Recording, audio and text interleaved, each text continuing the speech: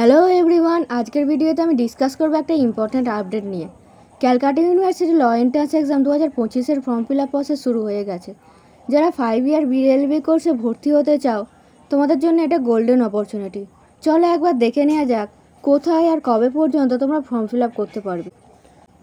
Form fill up শুরু হয়েছে 15 August থেকে, এর লাস্ট ডেট 25 আগস্ট।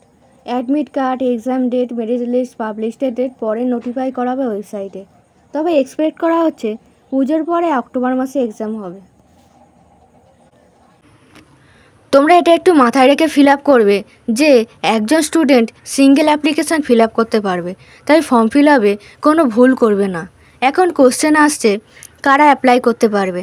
যারা হায়ার সেকেন্ডারি পাস করেছে WBCHSE, ICS, CBSE, রবীন্দ্র মুক্ত বিদ্যালয়, NIOS থেকে।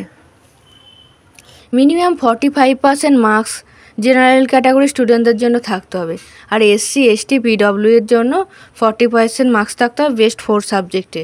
OBC, A, B, EWSদের জন্য 42% মার্কস লাগবে।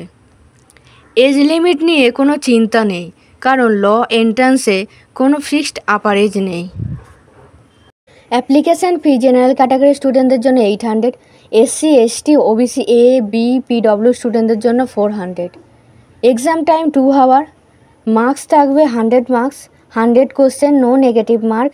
কম্পিউটার বেসড এক্সাম হবে, MCQ টাইপ কোশ্চেন থাকবে।